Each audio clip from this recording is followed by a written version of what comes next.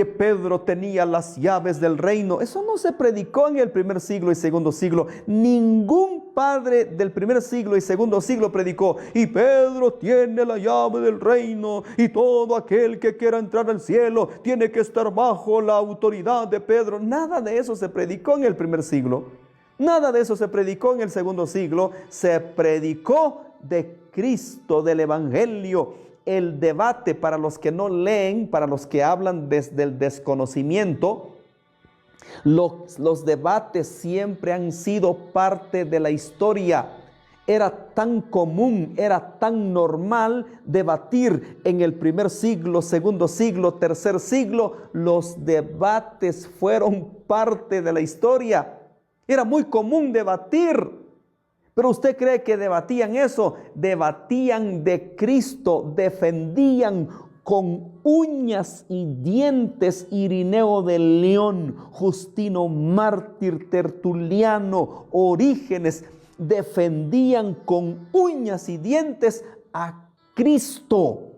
Cristo, Cristo, Cristo. E incluso estuvieron dispuestos a ir a la muerte por causa de Cristo. ¿Cuántos creyentes en el primer siglo y segundo siglo fueron torturados, fueron a la hoguera, los lanzaron a las fieras por amor a Cristo y nunca renegaron? Les decían: blasfema de Cristo, blasfema el nombre de Cristo, y nunca lo hicieron. No. Dice que antes, en el primer siglo y segundo siglo, con el hecho de decir soy cristiano, bastaba para ser condenado. Pero el día de hoy mucha gente se avergüenza de ser cristiano. Y que dice: no, yo no soy religioso, que aquí, que allá. Ahora mucha gente se avergüenza. No soy evangélico. En el primer siglo, con el hecho de decir soy cristiano, te podían sentenciar. Y les decían: blasfema a Cristo y no te vamos a torturar. Blasfema a Cristo y no te vamos a lanzar a las fieras. ¿Y qué decían? Con más ganas: soy cristiano, con más ganas. Wow, uno dice: bárbaro. Qué convicciones, pero qué seguridad. Blasfema a Cristo, blasfema el nombre de Cristo y no te hacemos daño. Y con más fuerza: soy cristiano. Wow. Eso era la iglesia del primer siglo. La iglesia del segundo siglo, una iglesia cristocéntrica. El centro de su doctrina era Cristo. La columna vertebral de su creencia era Cristo. Tristemente, siglo IV, siglo V, se vino un desenfreno total. Salieron de la ortodoxia cristiana. Se salieron de la pureza del evangelio. Se salieron del panal de esa miel. ¿Por qué? ¿Sabe por qué? Porque se alejaron de la palabra de Dios. Se fueron detrás de la filosofía, se fueron detrás de otras cosas. Cuando dejaron la palabra de Dios, vino en picada, una decaída. Y eso está probado desde el Antiguo Testamento.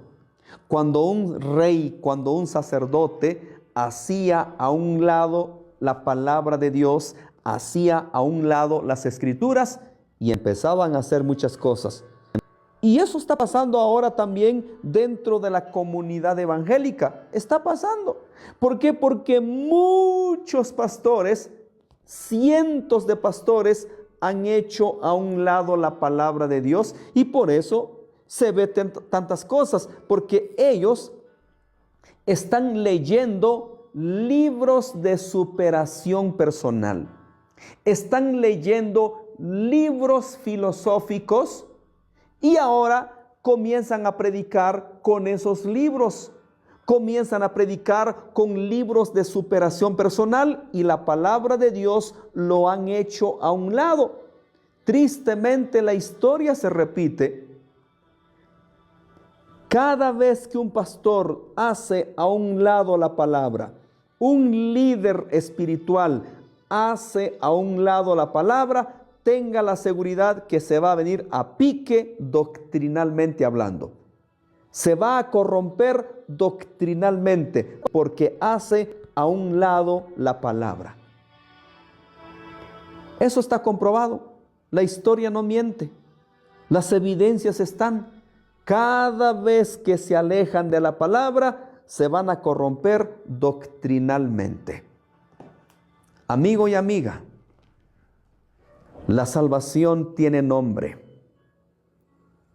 La salvación tiene nombre y apellido y se llama Cristo Jesús. Lo que todos deberíamos de anhelar es la salvación. Lo que todos deberíamos de anhelar es la vida eterna, entrar al reino de los cielos. Que nuestro nombre esté inscrito en el libro de la vida. Que nuestro nombre esté registrado allá. Y para que eso ocurra, ¿qué hay que hacer? ¿Con qué grupo religioso está la salvación? ¿Qué grupo religioso tiene la autoridad de escribir mi nombre en el libro de la vida? ¿Será este grupo? ¿Será este grupo? ¿Será este grupo? No se equivoque. Tiene nombre y apellido y se llama Cristo Jesús. Cuando usted acepta a Cristo, se convierte a Cristo, el Espíritu Santo lo sella y es la garantía de su salvación y su nombre es escrito en el libro de la vida. Después de haber creído en Cristo, después de haber aceptado a Cristo, ¿qué es lo que viene? El bautismo. Usted se debe de bautizar en el nombre del Padre, del Hijo y del Espíritu Santo. Hay suficiente evidencia en el primer siglo, segundo siglo y tercer siglo. Siempre se bautizó en el nombre del Padre, del Hijo y del Espíritu Santo. Cuidado con ese engaño de la unicidad, cuidado. Siempre se bautizó en el nombre del Padre, del Hijo y del Espíritu Santo. Siempre se bautizó así. Hay evidencia de sobra. Aquí tengo todo este arsenal. Aquí tengo la evidencia de sobra que se bautizó en el nombre del Padre, del Hijo y del Espíritu Santo. Y después de haber sido bautizado, vivir una vida en obediencia. Vivir una vida en obediencia, obedeciendo a Dios, obedeciendo su palabra, lo que Dios demanda de ti y demanda de mí, obediencia, vivir en obediencia. Es lo que Dios quiere, vivir en obediencia. Consagrar nuestra vida. En verdad, mi hermano, tenemos que procurar hacer la voluntad de Dios.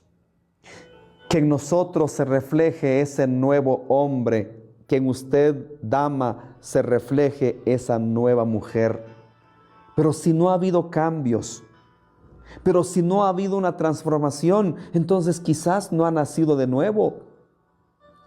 Jesucristo dejó la regla. Jesucristo dejó la regla: por sus frutos los conoceréis. Son mis frutos los que van a reflejar la de un verdadero cristiano. Pero si soy problemático, conflictivo, de cristiano no tengo nada. Toda la vida en conflicto, toda la vida problema, toda la vida es un desastre. No debe de ser así. Se debe de reflejar esa nueva criatura, ese nuevo nacimiento. Amigo y amiga, nunca es tarde para aceptar a Cristo. Nunca es tarde para ponerse a cuentas con Dios. Nunca es tarde para venir a Cristo. Si oyereis hoy su voz, no endurezcáis vuestros corazones.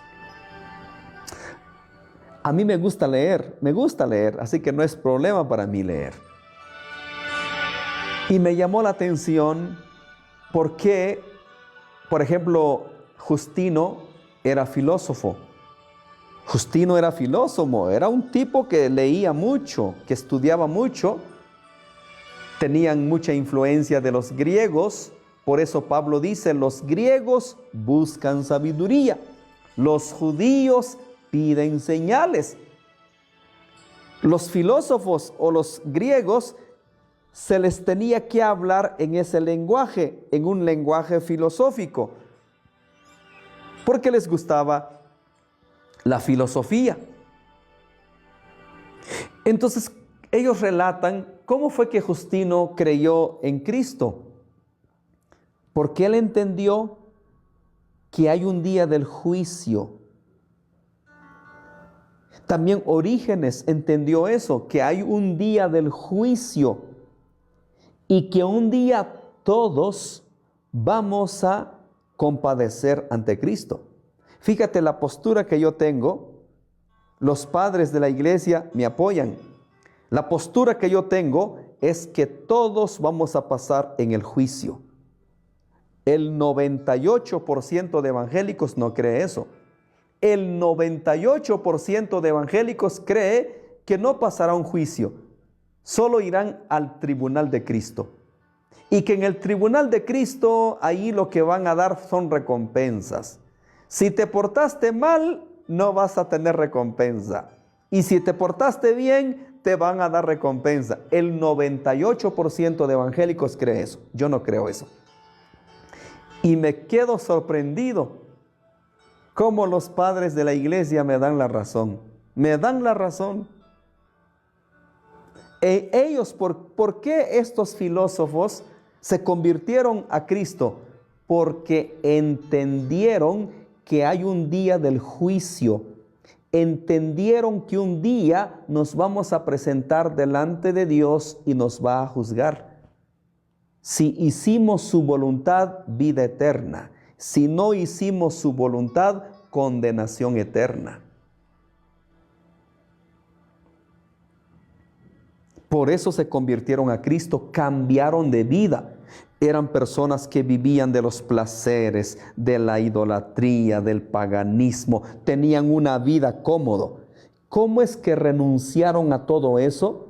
Y prefirieron ser maltratados, ser humillados, ser perseguidos, porque entendieron que hay un día del juicio. Ojalá todos entendieran eso, en serio, ese es mi deseo.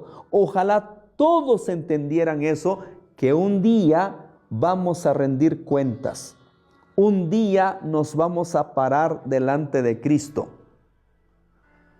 Yo en broma lo digo, en broma, cómo quisiera estar allí de testigo cuando el ateo se pare delante de Cristo. El ateo que habló pestes de Cristo. El ateo que habló pestes de Dios.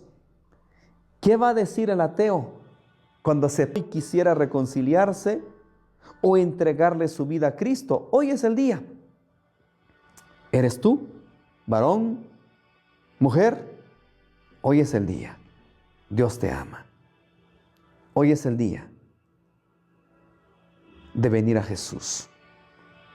Si hay alguna persona que hoy quisiera ponerse a cuentas con Dios, lo voy a invitar a una oración de fe. Hoy lo voy a invitar a una declaración de fe. Con todo el corazón, usted me va a acompañar a una oración. ¿Está listo? Hoy es el día.